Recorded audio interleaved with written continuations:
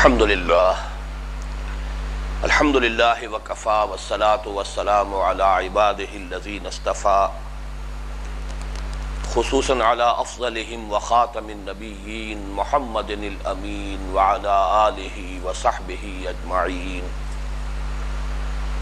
اما بعد فاعوذ باللہ من الشیطان الرجیم بسم اللہ الرحمن الرحیم يسبح لله ما في السماوات وما في الأرض الملك القدوس العزيز الحكيم هو الذي بعث في الأميين رسولا منهم يتلو عليهم آياته ويزكيهم ويعلمهم الكتاب والحكمة وإن كانوا من قبل لفي ضلال مبين وآخرين منهم لما يلحقوا بهم وهو العزيز الحكيم ذلك فضل الله يؤتيه من يشاء والله ذو الفضل العظيم صدق الله العظيم رب اشرح لي صدري ويسر لي أمري واحلل عقدة من لساني يفقهوا قولي اللهم ربنا الہمنا رشدنا واعذنا من شرور انفسنا اللهم ارنا الحق حقا وارزقنا اتباعه وارنا الباطل باطلا وارزقنا اجتنابه اللهم وفقنا لما تحب وترضى آمین یا رب العالمین۔ گزشتہ دو نشستوں میں ہم نے سورہ جمعہ کے بارے میں کچھ تمہیدی مباحث بھی مکمل کر لیے تھے۔ اس کی پہلی آیت کے بارے میں ہماری گفتگو پوری ہو چکی ہے۔ البتہ دوسری آیت جو قرآن حکیم کی عظیم ترین آیات میں سے ہے اور اس سورہ مبارکہ میں عمود کی حیثیت رکھتی ہے، مرکزی آیت کی حیثیت، اس پر ابھی ہماری گفتگو جاری تھی۔ تو بغیر کسی بھی چیز کے اعادے کے میں اب آگے بڑھ رہا ہوں۔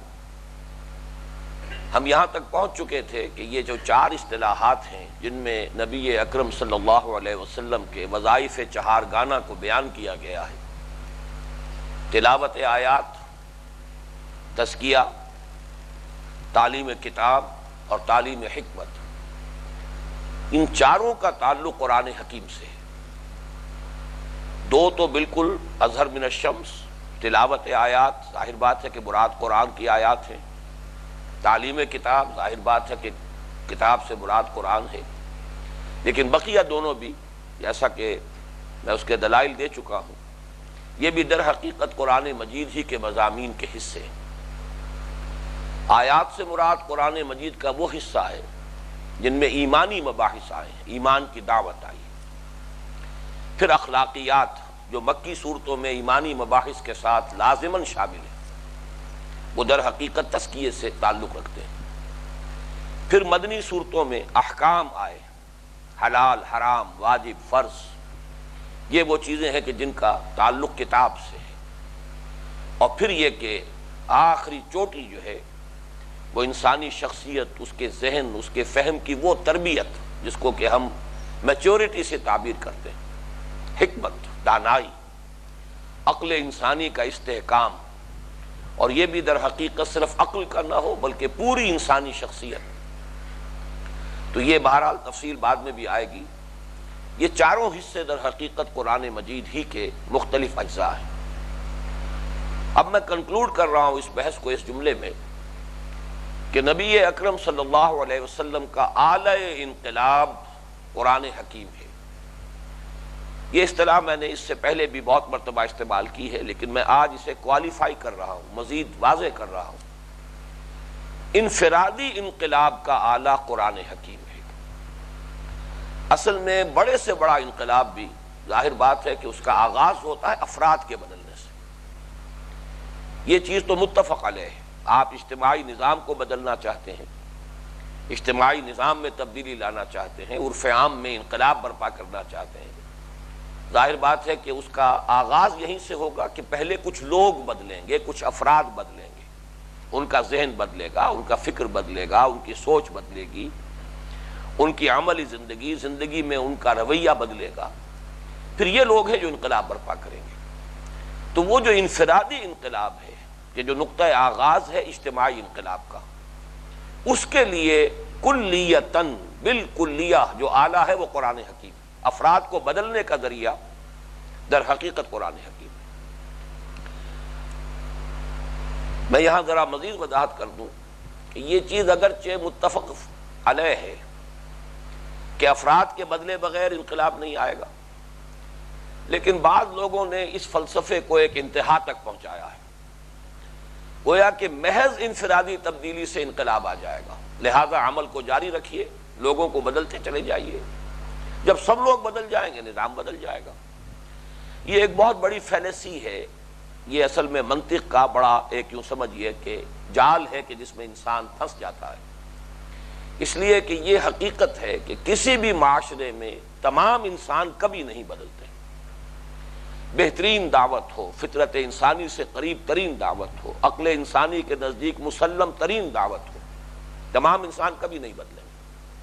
اس کی وجہ یہ ہے کہ انسانوں میں کچھ پرورٹڈ شخصیتیں بھی ہوتی ہیں، مست شدہ شخصیت جن کی فطرت جو ہے مست ہو چکی ہے، وہ کبھی تسلیم نہیں کریں گے، کسی صورت قبول نہیں کریں گے، ان میں تکبر ہے، ان میں حسد ہے، یہ دو چیزیں جو ہیں ان کے لیے آڑ بن جاتی ہیں، وہ کبھی بھی کسی بات کو چاہے وہ کتنا ہی ان کا دل اس کو مان لے، وَجَحَدُوا بِهَا وَاسْتَيْقَنَتْهَا أَنفُسُهُمْ، انہوں نے انکار کیا اس کا، حالانکہ یقین کیا ان پر ان کے دلوں نے، دل مان گئے کہ بات صحیح ہے لیکن زبان انکار پر مصر رہی، جیسے کہ یہود کے بارے میں آتا ہے کہ یعرفونہ کما یعرفون ابناءہم، ایسے پہچانتے ہیں قرآن کو اور محمد کو صلی اللہ علیہ وسلم جیسے کہ اپنے بیٹوں کو پہچانتے ہیں، لیکن سب سے بڑھ کر دشمنی میں وہی آگے رہے۔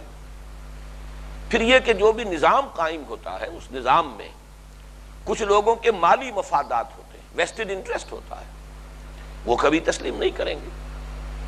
اسی طریقے سے کچھ لوگوں کی مذہبی سیادت اور قیادت ہوتی ہے، ان کی مسندیں ہیں، سماجی اعتبار سے ان کی حیثیتیں ہیں، انقلاب چونکہ ظاہر بات ہے تلپٹ کرتا ہے، اس میں تو نظام بدلے گا تو ویسٹڈ انٹرسٹ پر بھی آنچ آئے گی، لہذا اس کو سادہ سی ایک پروپوزیشن نہ سمجھیے کہ افراد بدل جائیں گے تو انقلاب آ جائے گا، خود بخود آ جائے گا، ہرگز نہیں ہوگا۔ ایک بات جو ہے وہ صحیح ہے، پہلے افراد کو بدلنا ہوگا، ایک معتدل تعداد میں افراد بدلیں گے، پھر وہ جمع ہوں گے، منظم ہوں گے، طاقت بنیں گے، اور پھر وہ اس نظام باطل یا ظالمانہ نظام یا استحصالی طبقات یا وہ کہ جو انقلاب کے راہ میں مزاحم ہوں گے ان سے ٹکرائیں گے۔ یہ ہے جہاد اور قتال جو سورہ صف میں جس کا ذکر آ چکا ہے، اس کے بغیر انقلاب نہیں آ سکتا۔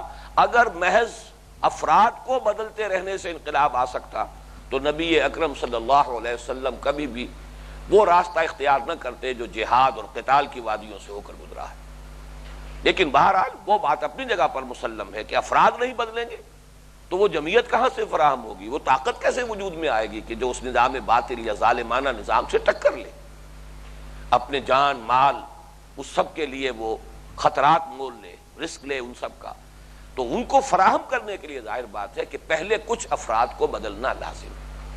تو افراد کا بدلنا انقلاب کا نقطہ آغاز ہے، اس میں کوئی شک و شبہ نہیں، اور اسلامی انقلاب کے لیے افراد کو بدلنا، وہ شعر اس میں آپ چاہیں تو ذہن میں تازہ کر لیجئے، افراد کے ہاتھوں میں ہے اقوام کی تقدیر، ہر فرد ہے ملت کے مقدر کا ستارہ، بلکہ اقبال کے ہاں یہ دونوں چیزیں موجود ہیں، اجتماعیت کی اہمیت بھی ہے، موج ہے دریا میں اور بیرون دریا کچھ نہیں، معلوم ہوا کہ اجتماعیت سے علیحدہ ہو کر کٹ کر کوئی فرد جو ہے اس کی کوئی حیثیت نہیں رہ جاتی، موج ہے دریا میں اور بیرون دریا کچھ نہیں، اس کی کوئی حیثیت نہیں، لیکن دوسری طرف یہ بھی کہ افراد کے ہاتھوں میں ہے اقوام کی تقدیر، ہر فرد ہے ملت کے مقدر کا ستارہ۔ بہرحال میں جو عرض کر رہا ہوں وہ یہ ہے کہ انفرادی انقلاب جو اجتماعی انقلاب کا پیش خیمہ ہے، پری ریکویزٹ ہے، لازمی بات ہے، اس کا آلہ، اس کا ذریعہ بالکلیہ تمام تر قرآن حکیم۔ اس کو بڑی سادگی سے تو مولانا حالی نے کہا اپنی مسدس میں، اتر کر ہرا سے سوئے قوم آیا اور ایک نسخہ کیمیا ساتھ لایا۔ یہ نسخہ کیمیا ہے کہ جس نے لوگوں کو بدلا، انسانوں کو بدلا، ان کی سوچ بدلی، نقطہ نظر بدلا، ان کی زندگیوں میں انقلاب عظیم برپا کیا۔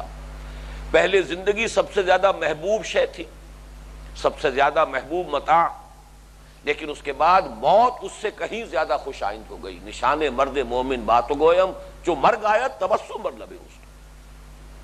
لیکن اس مضمون کو جس قدر پرشکوہ انداز میں علامہ اقبال نے بیان کیا ہے، میں اس کے زیادہ اشعار نہیں آپ کو سنانا چاہتا، لیکن 3 اشعار جو ہیں بنیادی طور پر تو عظمت قرآن کے ضمن میں ہے، لیکن واقعہ یہ ہے کہ یہ فلسفہ انقلاب جو ہے کہ وہ افراد سے شروع ہوتا ہے، پھر وہ اجتماعیت کو تبدیل کرتا ہے، اور افراد کو بدلنے والی شے قرآن ہے۔ تو جس قدر پرشکوہ اور جامع انداز میں ان 3 اشعار میں علامہ نے اس کو بیان کیا، میں سمجھتا انہی کا حصہ ہے۔ میں نے لکھا ہے صاف طور پر، جو میرا کتابچہ ہے علامہ اقبال اور ہم، کہ میرا آج کی تاریخ پر بھی میں گواہی جو ہے آج کی تاریخ میں بھی اپنی گواہی ثبت کر دینا چاہتا ہوں۔ عظمت قرآن کا جو انکشاف علامہ اقبال پر ہوا ہے وہ میرے نزدیک کسی دوسرے شخص پر نہیں ہوا ہے، کم سے کم اس صدی میں، اس دور میں جو بھی لوگ جن سے مجھے واقفیت حاصل ہے، جن کو میں جانتا ہوں، عظمت قرآن کا انکشاف جو ان پر ہوا ہے۔ فاش گویم آنچ در دل مضمر است، میں صاف ہی کہہ دوں یہ قرآن کیا شے ہے، میرے دل میں جو حقیقت مضمر ہے، چھپی ہوئی ہے، کہہ ہی ڈالوں، ای کتابیں نیست چیزیں دیگر است، یہ کتاب نہیں ہے، اور شے ہے، اور شے سے مراد کیا ہے؟ مثل حق پنہاؤ ہم پیداستو زندہ ہو پائندہ ہو گویاستو، اس سے زیادہ مدح میرے نزدیک ممکن نہیں ہے۔ مثل حق، ذات حق سبحانہ و تعالی، اللہ تعالی کی ذات، اسی کی طرح سے مثل حق پنہاؤ ہم پیداستو، جیسے اللہ کی شان ہے کہ هو الاول والآخر والظاہر والباطن، اللہ تعالی الظاہر بھی ہے الباطن بھی ہے، اسی طرح یہ قرآن ظاہر بھی ہے اور باطن بھی ہے، پنہا بھی ہے، پیدا بھی ہے، ظاہر بھی ہے۔ زندہ ہو پائندہ ہو گویاستو، یہ خود زندہ شے ہے، پائندہ ہے ہمیشہ رہنے والی، اور گویاست ہے، گویا ہے، بات کرتا ہے، متکلم ہے۔ یعنی یوں سمجھیے کہ اللہ تعالیٰ کی صفات جو ہیں وہ تمام صفات اس کلام میں موجود ہیں، اور اس میں کوئی شک نہیں، منطقی طور پر یہ کہا جائے گا کہ متکلم کی شخصیت پوری کی پوری حویدہ ہوتی ہے کلام میں، اس کی پوری شخصیت، اس کا علم، اس کے اندر کس قدر مہذب انسان ہے۔ آپ ایک جملہ بولیں گے اور پتہ چل جائے گا کہ یہ شخص جو ہے کتنے پانی میں ہے، علمی حیثیت سے اس کا کیا مقام ہے، تہذیب اور تمدن کے اعتبار سے کس سطح پر ہے، معلوم ہو جائے گا۔ تانت بازی راگ پایا، تو در حقیقت کلام میں متکلم کی پوری شخصیت کا انعکاس ہوتا ہے۔ وہی بات اقبال نے کہی ہے، یہ قرآن مجید تو اللہ کا کلام ہے، اور یہ اللہ کی ایک صفت ہے، اور اس میں اللہ کی جملہ صفات کا انعکاس موجود ہے۔ مثل حق پنہاؤ ہم پیداستو زندہ ہو پائندہ ہو گویاستو۔ آخری شعر ہے اصل میں جس کے لیے یہ 2 اشعار تمہیدن آ گئے۔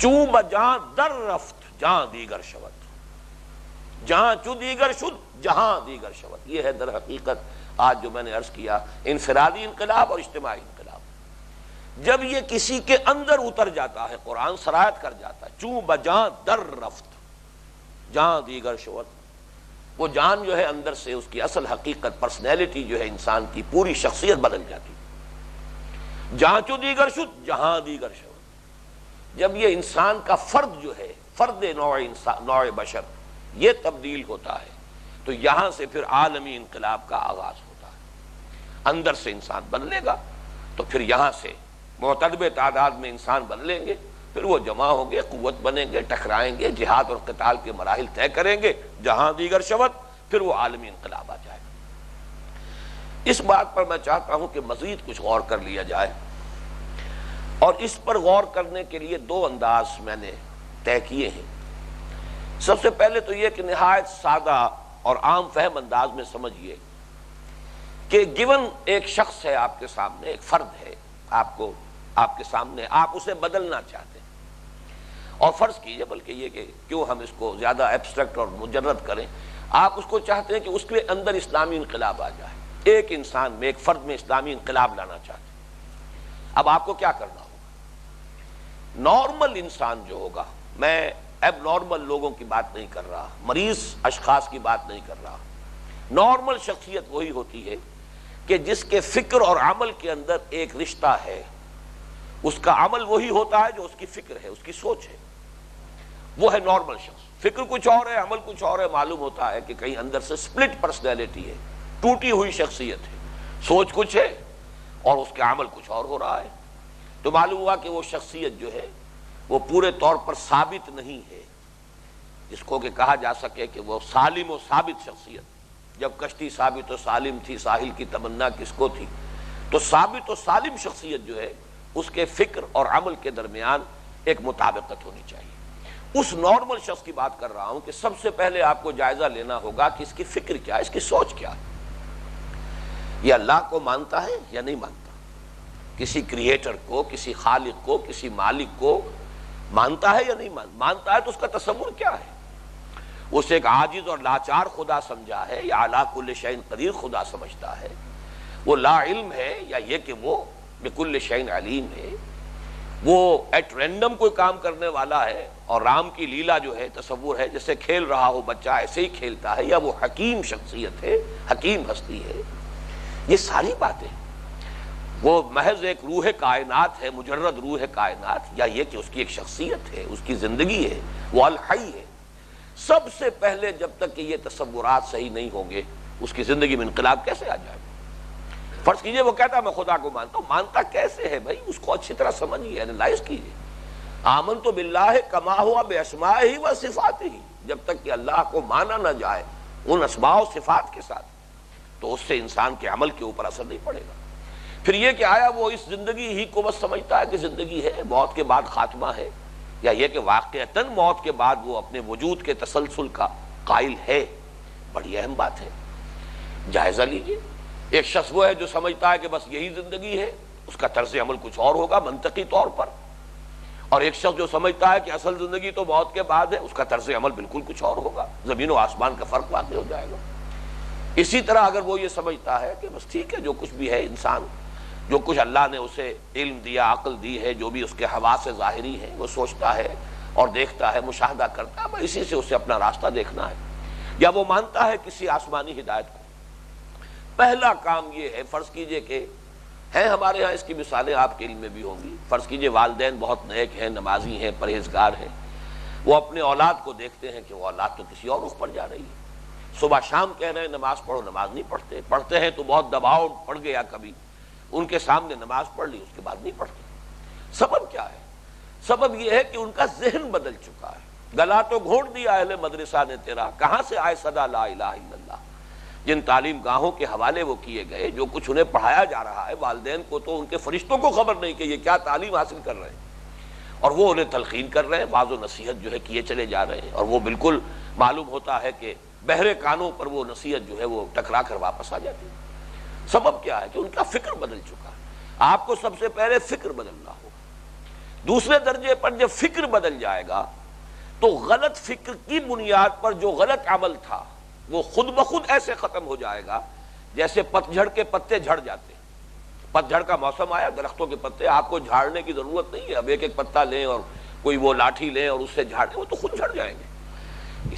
اسی طریقے سے غلط فکر جو تھا اس کی وجہ سے غلط اخلاق تھے، غلط اعمال تھے، غلط افکار کے بنیاد پر غلط عادات تھی، غلط اطوار تھے، وہ اب خود بخود جو ہے جھڑ جائیں گے، پت جھڑ کا موسم جیسے ہوتا ہے۔ یہ ہے اصل میں تزکیہ، تطہیر فکر کے نتیجے میں تطہیر اعمال۔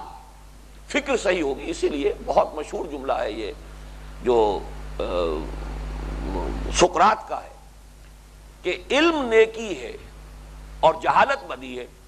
علم اگر علم صحیح ہے اس سے خود بخود انسان کا عمل درست ہوگا، نیکی ہو جائے گی۔ جہالت یعنی یہ کہ غلط نظریات دماغ میں بیٹھے ہوئے ہیں، غلط افکار ہیں، غلط عقائد ہیں، اس کا نتیجہ لازماً وہ جہالت جو ہے وہ بدی کو جنم دے گی۔ تو علم نیکی ہے، جہالت بدی ہے۔ اگر صحیح علم، صحیح فکر، صحیح نظریات، صحیح عقائد ذہن میں آ گئے تو غلط افکار کی بنیاد پر جو غلط اعمال تھے وہ خود ختم ہو جائیں گے۔ اب یہ گویا کہ وقت آیا ہے کہ اب صحیح افکار و اعمال کی اسے تلقین کیجیے۔ اب گویا کہ ریسیپٹیو ہے، جیسے کہ کھیت کو آپ نے تیار کیا ہے، ہل چلایا ہے، اس کے لیے ساری آپ نے زمین جو ہے پوری طرح تیار کر لی ہے، اب بیج ڈالیں گے، باراور ہوگا۔ اب اس سے کہیے نماز پڑھ، اب وہ نماز پڑھے گا. وہ نماز اب اس پر ٹھوسی ہوئی نہیں ہوگی، زبردستی کی نماز نہیں ہوگی. وہ نماز نہیں ہوگی جو ضیاء الحق صاحب کے دور میں صلاۃ آرڈیننس کے نتیجے میں دفاتر میں جس کا اہتمام کیا گیا تھا. وہ ظہر کی نماز تو ہو جاتی تھی، ظاہر بات ہے کہ عصر کی تو نہیں ہوگی، اس لیے کہ آرڈیننس جو ہے وہ تو دفتری اوقات ہی کو کور کر سکتا تھا، اس سے زیادہ کی تو اس کے اندر تاثیر نہیں تھی. تو وہ نماز اب اندر سے نکلے گی، انسان کے اپنے وجود میں سے برآمد ہوگی. اور جب اس میں استحکام پیدا ہو جائے گا، یہ شخصیت بحیثیت کل، نہ صرف یہ کہ انسان کا جو حیوانی وجود ہے بلکہ اس کا روحانی وجود، دونوں کی جو مرکب شخصیت ہے، جب اس میں میچورٹی پیدا ہوگی، یہ ہے حکمت. حکمت ہی سے لفظ استحکام ہے. اصل میں ہا، کاف اور میم جو ہے مادہ، اس کی بنیاد ہے جس سے کہ لفظ مستحکم بنا. استحکام کسی شے کا پختہ ہو جانا، عقل انسانی کی، فکر انسانی کی پختگی، بشرطے کہ وہ مجرد عقل نہ ہو، محض لاجک نہ ہو، عقل محض اور منطق محض نہ ہو، بلکہ اس میں فطرت کے بھی وہ تمام جو اشارات مضمر ہیں فطرت انسانی میں وہ بھی ساتھ ساتھ چل رہے ہوں. یہ ساری بحث ہمارے ہاں تیسرے سبق کے دوران آ چکی ہے. وَلَقَدْ آتَيْنَا لُقْمَانَ الْحِكْمَةَ أَنِ اشْكُرْ لِلَّهِ. حکمت کی بحث جو ہے وہاں پر تفصیل کے ساتھ آ چکی ہے. یہ ہے ترتیب کسی انسان کو تبدیل کرنے کے لیے اور کسی انسان میں اسلامی انقلاب برپا کرنے کی. اس کا ہے یہ پروسیس کہ جو بیان ہو رہا یتلو علیہم آیاتہ. اس کے ذریعے سے فکر کی تطہیر ہوگی، ایمان جاگزی ہوگا انسان کے باطن میں. چوں بجاں در رفت، جب قرآن اندر اترتا ہے تو اس کے نتیجے میں باطن منور ہو جاتا ہے نور ایمان سے. جب یہ ہوگا تو غلط اعمال، غلط عادات، غلط اطوار خود بخود جھڑ جائیں گے. یہ تزکیہ ہے. جب یہ شکل ہو چکی اب حکم دیجئے، دیکھو یہ حرام ہے. دوسری مرتبہ کہنے کی ضرورت پیش نہیں آئے گی، ایک مرتبہ کا کہنا کافی ہے یہ حرام ہے. انہوں نے 60 برس بیت گئے تھے جنہیں شرابیں پیتے ہوئے، ایک حکم آیا کہ حرام ہے، اور اس کے بعد انہوں نے کبھی آنکھ اٹھا کر نہیں دیکھا کہ کوئی شے ایسی بھی تھی جو ہماری گھٹی میں پڑی ہوئی تھی. ان کے نزدیک تو پینے کی شے ہی در حقیقت وہ تھی. پانی تو ایسے ہی جیسے کہ آج مغربی معاشرے میں ہے، پانی تو کچھ اور چیزوں کے لیے تھا، اصل شے تو شراب ہے پینے کی. لیکن یہ کہ پھر وہی قوم ہے، اگرچہ کہتے ہیں کہ شراب جو ہے ہیبٹ میکنگ چیز ہے، عادت ہو جاتی ہے انسان کو، سڈن وڈراول جو ہے اس سے اندیشہ ہے صحت کے لیے، جان کو. لیکن یہ کرشمہ ہے، یہ معجزہ ہے محمد الرسول اللہ صلی اللہ علیہ وسلم کا کہ جن کی گھٹی میں شراب تھی ایک حکم آیا ہے. جس نے اسی وقت پی تھی اس نے بھی حلق میں انگلی ڈالی ہے، طے کر دی ہے، برتن توڑ دیے. مدینے کی گلیاں جو ہیں وہ شراب کی ندیاں بن گئی، اس لیے کہ پہلے وہ مراحل طے ہو چکے تھے. یتلو علیہم آیاتہ ویزکیہم. اب یعلمہم الکتاب کا وقت آیا ہے کہ احکام دیے جائیں. یہ لازم ہے کرو، یہ حرام ہے مجتنب ہو جاؤ. اور اس کی طرف جو میں نے عرض کیا آخری منزل جو ہے وہ ہے وہ شخصیت کی میچورٹی اور مستحکم ہو جانا، جس کو کہ اقبال نے بھی کہا ہے وہ شخصیت اوتھینٹک پرسنالٹی، وہ شخصیت کے جو مسلم شخصیت ہو، شخصیت مسلمہ، وہ ہے در حقیقت کے پھر جس کے لیے لفظ حکمت آئے گا. اب ایک اور اعتبار سے ذرا تفصیل میں چل کر اسی بات کو مزید سمجھیے قرآنی اصطلاحات کے حوالے سے. دیکھیے سب سے پہلے جیسا کہ میں نے اس سے پہلے عرض کیا ہے گزشتہ نشست میں کہ حضور صلی اللہ علیہ وسلم کے جو انقلاب کے 6 مراحل ہم نے محاضرات قرآنی کے دوران ہم نے پوری اچھی طرح سمجھ لیے. 3 جمع 3 دعوت، تنظیم، تربیت، پھر تصادم کے 3 مراحل، passive resistance, active resistance, arm conflict. تو یہ بات سامنے آ چکی ہے کہ پہلے 3 میں سے 2 جو ہیں بالکل لیا ان کا دار و مدار ہے قرآن پر، اور انہی سے بحث کر رہی ہے یہ سورہ جمعہ. اب ان 2 کو لیجئے. دعوت نبوی کلیتاً بالکلیہ بذریعہ تلاوت آیات ہوئی ہے. حضور نے کبھی وعظ نہیں کہے، یہی وجہ ہمیں وعظ ملتے ہی نہیں حضور کے. جہاں گئے ہیں دعوت پیش کرنے کلام اللہ پڑھ کر سنایا ہے. کسی نے کہا آپ کی بات کیا ہے، آپ کس بات کی تلقین کرتے ہیں، قرآن مجید پڑھ کے سنا دیا. آپ کی دعوت کا مرکز و محور، مبنا و مدار، ذریعہ، وسیلہ جو بھی ہے وہ قرآن. یتلو علیہم آیاتہ. لیکن اسے بھی پھر میں چاہتا ہوں کہ مزید ذرا اور اس کا تجزیہ کیجئے. ایک تو اس اعتبار سے جو ایمان کے مباحث میں ہم یہ مفصل بحث جو ہے اس وقت کر چکے ہیں. آیت کہتے کسے ہیں؟ آیت نشانی کو کہتے ہیں. نشانی کا مقصد کیا ہے؟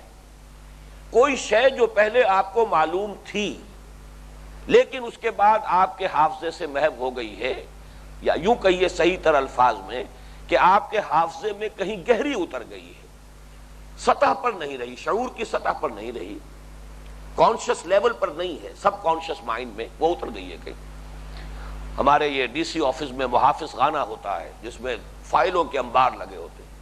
اب ظاہر بات ہے کہ فائل جو ہے 10 سال پرانی نہ معلوم کہاں کس انبار میں بالکل نیچے دبی پڑی ہوگی، تلاش کرنا آسان کام نہیں ہوتا۔ تو اگر کوئی شے آپ کے علم میں تھی لیکن اس وقت وہ آپ کی یادداشت میں کہیں گہری اتر گئی ہے، اب آپ کے شعور کی سطح پر نہیں ہے، اچانک کوئی چیز آپ ایسی دیکھتے ہیں کہ جس کا تعلق اس چیز کے ساتھ تھا، آپ کا ایک دوست تھا جس کا تذکرہ کبھی ہوا ہی نہیں، اب سال ہر سال گزر گئے، کبھی یاد نہیں آئی، کہیں اتفاق سے آپ نے کوئی اپنا ٹرنک کھولا اور اس میں سے کبھی اس نے کوئی رومال آپ کو دیا ہو، کوئی قلم دیا ہو، وہ کہیں نظر آ گیا، اب آپ کو فوراً دوست یاد آ جائے گا وداؤٹ اینی کانشیس ایفرٹ۔ آپ کا کوئی ارادہ نہیں تھا دوست کو یاد کرنے کا، یہ تو آٹومیٹیکلی خود بخود یہ بات جو ہے وہ آپ کے اپنے یادداشت کے ذخیرے کی گہرائی میں سے ابھر کر آپ کے شعور کی سطح پر آ جائے گی۔ یہ ہے تذکر۔ تذکر کا لفظ جو ہے یاد دہانی حاصل کرنا، چیتا جس کو کہتے ہیں، اور چونکہ موضح القرآن میں جو ترجمہ کیا ہے شاہ عبد القادر دہلوی رحمۃ اللہ علیہ نے، انہوں نے اکثر و بیشتر یہی ہندی کا لفظ اختیار کیا ہے، اس وقت تک اردو میں ہندی کی کافی آمیزش تھی، تو چیتا پنجابی میں بھی استعمال ہوتا ہے، یاد آ جانا، کوئی شے جو ہے چیتنا، یاد کرنا، تذکر یہ ہے، اس لیے کہ وہ شے پہلے معلوم تھی آپ کو، کوئی نئی بات آپ کو نہیں بتائی گئی ہے، وہ تو آپ کے اپنے اندر تھی، اس کو جدید اصطلاح میں آپ کہہ سکتے ہیں ڈورمنٹ تھی، انرٹ تھی، وہ آپ کے وجود کے اندر، لیکن اسے کسی شے نے ایکٹیویٹ کیا ہے، اسے نمایاں کر دیا ہے، اس کو لا کر آپ کے اپنے یادداشت کے ذخیرے کی گہرائی میں سے، جیسے کنویں میں سے ڈول جو ہے پانی کھینچ کر اوپر لے آئے، ایسے ہی اس آیت نے یہ کام کیا ہے کہ آپ کی یادداشت کے ذخیرے میں سے کھینچ کر اور اوپر لے آیا ہے شعور کی سطح پر۔ یہ ہے در حقیقت ایمان کا اصل فینومینن۔ قرآن مجید آیات 3 شمار کرتا ہے، آیات آفاقی، آیات انفسی، وفی انفسکم افلا تبصرون، تمہارے اپنے وجود میں ہماری نشانیاں ہیں، ذرا دیکھو تو صحیح، کبھی اپنے گریبان میں جھانکو، اپنے باطن کے اندر جھانکو۔ ستمست گر حوست کشت کے بے سیر سر و سمندرا، تجھے غنچہ کم نہ دمیدئی درے دل کشا بچمن درا، کبھی اپنے دل کا دروازہ بھی کھولو، اپنے وجود کے اندر کبھی ذرا، تمہارے اپنے اندر بڑا باغ ہے، چمن ہے، ذرا اس کی سیر کرو کبھی۔ اور یہ کہ پھر یہ کہ ان فی خلق السماوات والارض واختلاف اللیل والنہار والفلک التي تجری فی البحر بما ينفع الناس، یہ آیت الآیات ہے، ایک آیت میں اتنی آیات جو ہیں آفاقی اس میں جمع کی گئی ہیں، قرآن مجید میں اس کی کوئی دوسری نظیر نہیں۔ تو آیات آفاقیہ، ان چیزوں کو دیکھو اور اللہ کو یاد کرو، ہر شے اللہ کی تسبیح کر رہی ہے، زبان حال سے اس کی صفات کاملہ کا اظہار کر رہی ہے، ہر شے نشانی ہے اللہ کی، اور تمہارے اپنے اندر نشانیاں ہیں۔ اور یہ تیسری یہ آیات ہیں قرآن مجید کی جو تمہارے اندر جو ایمان ڈورمنٹ ہے، موجود ہے، ہر انسان ایمان لے کر دنیا میں آتا ہے، انسان جاہل ہو کر نہیں آیا ہے یہاں، انسان ایمان کی دولت لے کر آیا ہے، اسی کو فطرت کہا ہے حضور نے حدیث میں، کل مولود یولد علی الفطرہ فابواہ یحودانہ او یمجسانہ او ینصرانہ، ہر بچہ جو نسل انسان کا آتا ہے دنیا میں وہ فطرت لے کر آتا ہے۔ ابھی حال ہی میں جمعے کے خطبات میں میں نے سورہ روم کی وہ آیات جو ہیں 2 جمعوں میں بیان کی، فطرت اللہ التی فطر الناس علیہا، یہ دین القیم کیا ہے؟ یہ دین اقم وجہک للدین القیم، اپنے چہرے کو، اپنے رخ کو سیدھا کر لو دین قیم کی طرف، اور یہ دین قیم ہے کیا؟ فطرت اللہ التی فطر الناس علیہا، یہ تو وہی فطرت ہے انسانوں کی جس پر کہ اللہ تعالیٰ نے اپنی فطرت پر انسانوں کو بنایا ہے۔ تو وہ فطرت لے کر آتا ہے، کل مولود یولد علی الفطرہ فابواہ یحودانہ او یمجسانہ او ینصرانہ، یہ تو اس کے والدین ہیں، جو میکڈوگل کا فلسفہ ہے کہ انوائرمنٹ جو ہے وہ پھر اثر انداز ہوتا ہے انسان کے اوپر۔ یہودی ماحول میں پرورش پائی ہے، یہودی ہو گیا ہے، مجوسیوں کے ماحول میں پرورش پائی ہے، مجوسی ہو گیا، یہ اوپر سے غلاف آ گئے ہیں، اندر تو وہ فطرت موجود ہے۔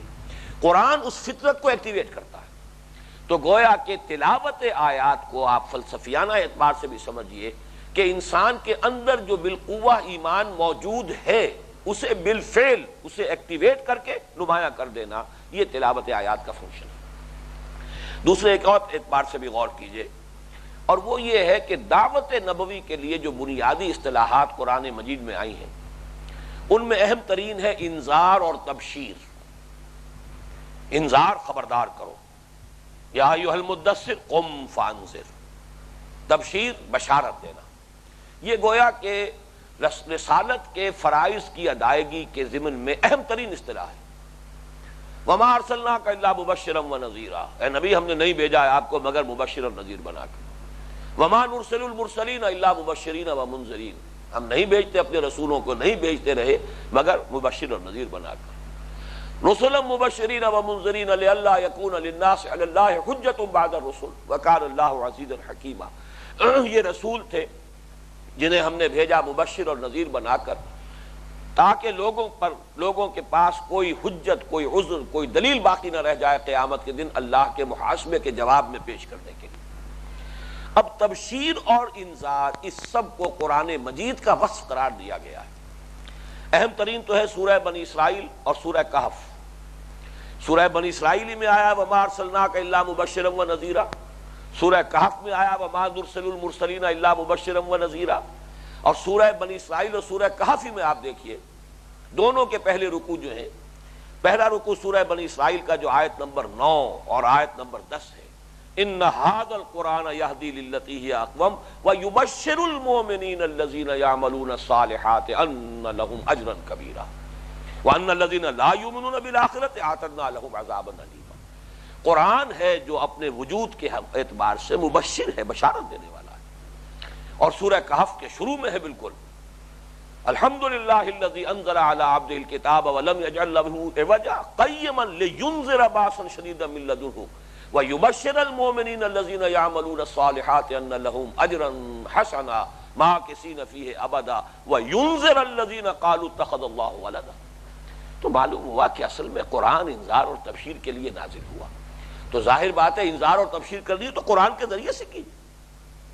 سورہ کہف کے بعد سورہ مریم ہے، اور اس کے آخر میں فرمایا فَإِنَّمَا يَسَّرْنَاهُ بِلِسَانِكَ لِتُبَشِّرَ بِهِ الْمُتَّقِينَ وَتُنذِرَ بِهِ قَوْمًا لُدًّا۔ یہ بہی دونوں جگہ پر بہت اہم ہے۔ اے نبی ہم نے اس قرآن کو آپ کی زبان میں بہت آسان کر دیا ہے تاکہ آپ اس کے ذریعے سے جو متقی ہیں انہیں بشارت دیں اور اس کے ذریعے سے خبردار کریں۔ تو انذار کرو قرآن کے ذریعے، تبشیر کرو قرآن کے ذریعے۔ اور سورہ انعام میں فرمایا آیت نمبر 19 ہے وَأُوحِيَ إِلَيَّ هَذَا الْقُرْآنُ لِأُنذِرَكُم بِهِ وَمَن بَلَغَ، یہ قرآن میری طرف وحی کیا گیا ہے تاکہ میں اس کے ذریعے سے تمہیں خبردار کر دوں، اور جسے بھی یہ قرآن پہنچ جائے اس کو خبردار کر دوں۔ گویا کہ اصل جو خبردار کرنے والا ہے وہ قرآن ہے۔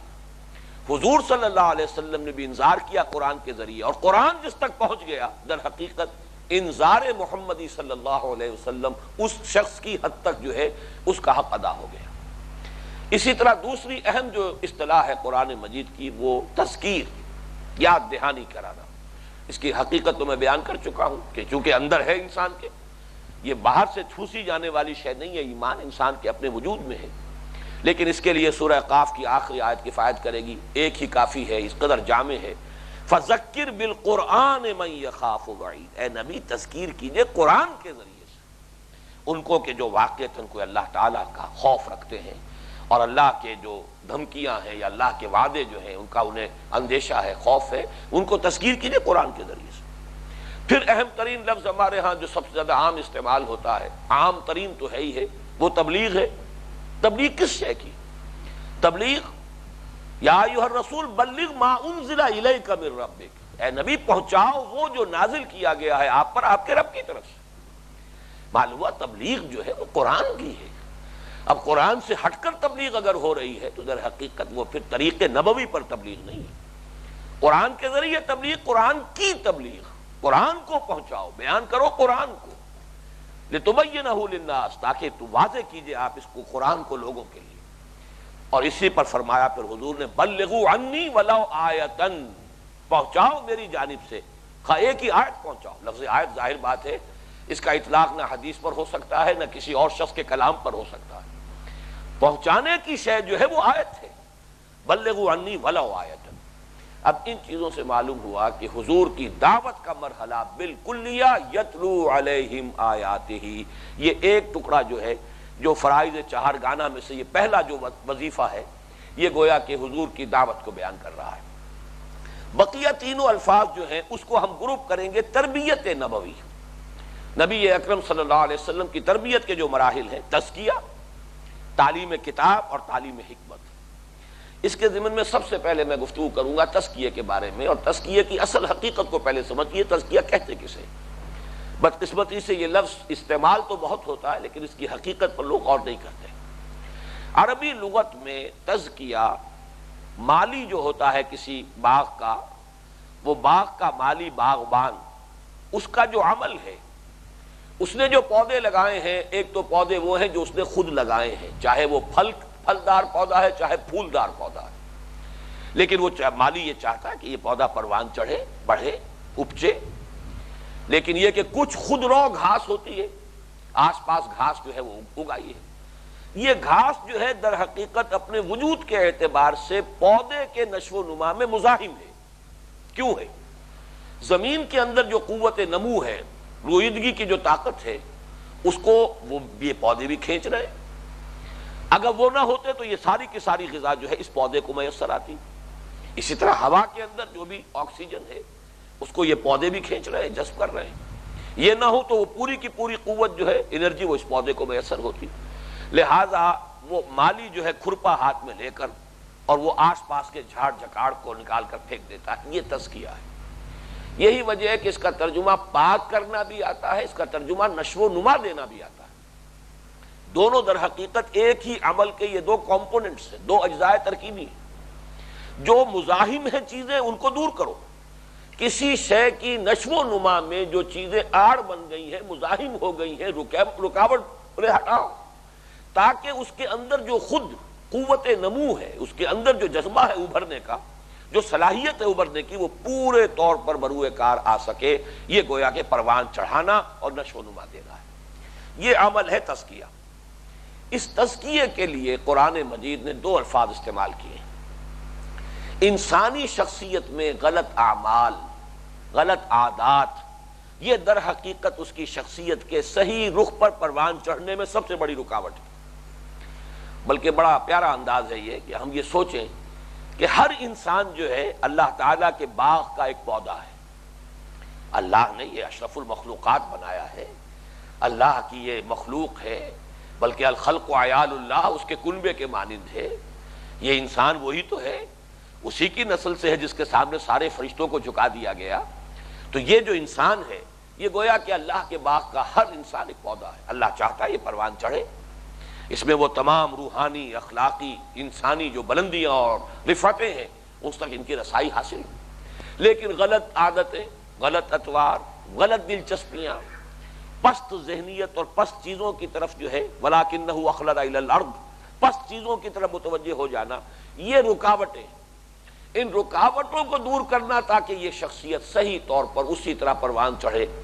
جو ہمارا جو تیسرا حصہ تھا اس میں جو سورۃ الفرقان کا آخری رکوع کا درس تھا، میچور شخصیت، وعباد الرحمن الذین یمشون علی الارض ہونا، یہ گویا کہ ایک نشو و نما یافتہ شخصیت ہے پوری طرح، جو جس کی تعمیر ہو گئی۔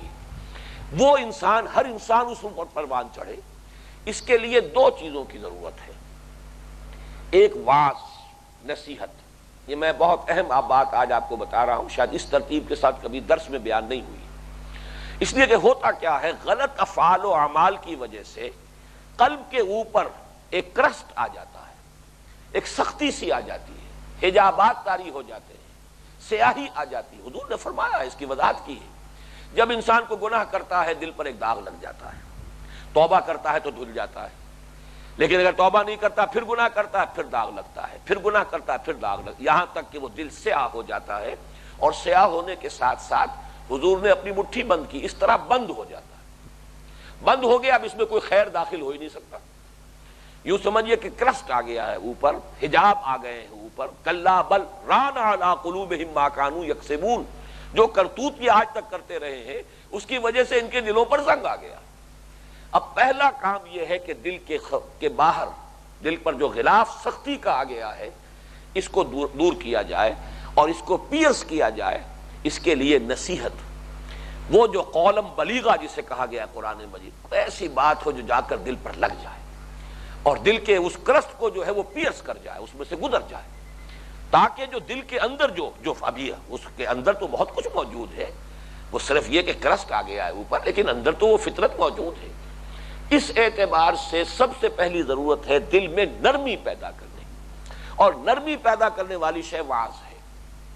تو وعظ جس کو کہ آج کل ہمارے ہاں بہت جو ریشنلسٹ قسم کا ذہن بن گیا ہے لوگوں کا، تو وعظ کو سمجھ لیا گیا یہ گھٹیا شے ہے، یہ بڑی ہلکی سی شے ہے وعظ جو ہے۔ حقیقت میں اس کی بڑی اہمیت ہے۔ بسا اوقات ایسا ہوتا ہے کہ دل پر جو کرسٹ آیا ہوا ہوتا ہے، کسی معمولی سی بات سے وہ پھٹ جاتا ہے۔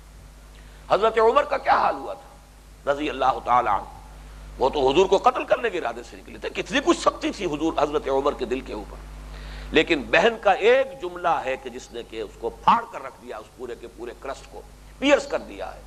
عمر چاہے تم ہمیں ہلاک کر دو، اب ہم اس چیز کو چھوڑنے والے نہیں ہیں۔ ایک دم چونک گئے کہ بات کیا ہے، یہ وہ شے کیا ہے کہ جس نے اس قدر انقلاب میری اس بہن میں صنف نازک کے اندر اتنی قوت پیدا کر دی، جان دینے کے لیے تیار ہے۔ معلوم ہوا کہ کرسٹ پھٹ گیا۔ تو وعظ در حقیقت اس شے کو کہتے ہیں کہ جو دل کی سختی کو دور کر سکے، اور اس کے بعد پھر یہ کہ جب، ویسے یہ بڑی سادہ سی مثال میں دیتا ہوں، دوا جب اندر جائے گی تو اثر کرے گی نا۔ اگر دوا جو ہے فرض کیجئے کہ ابھی انجیکشن ایجاد نہیں ہوا تھا، کسی شخص کو وہ قے لگی ہوئی ہے، اب دوا اندر ٹھہرے تو وہ اثر کرے گی نا، دوا ٹھہری نہ رہی۔ اس اعتبار سے جب تک کہ دوا اندر جذب نہ ہو اس کی تاثیر نہیں ہوگی۔ قرآن شفا ہے، لیکن وہ کرسٹ اوپر آیا ہوا ہے، وہ اندر جذب ہوتا ہی نہیں، قرآن اندر اترتا ہی نہیں۔ چوب جہاں در رفت، وہ اندر جائے کیسے؟ اوپر تو سختی ہے۔ پہلے سختی کو دور کرو، پھر قرآن اندر داخل ہوگا، تو پھر اندر سے وہ اس کے اندر تمام جو بیماریاں ہیں ان کا علاج بن جائے گا، ان کے لیے شفا کا تو تیر بہدف بن کر ان کی شفا کا ذریعہ بن جائے گا۔ یہ مضمون ابھی ہمیں مسلسل جاری رکھنا ہے، اب اس وقت وقت ختم ہو گیا اس نشست کا، تو میں یہیں پر بات ختم کر رہا ہوں۔ اقول قولی ھذا استغفر اللہ لی ولکم ولسائر المسلمین والمسلمات۔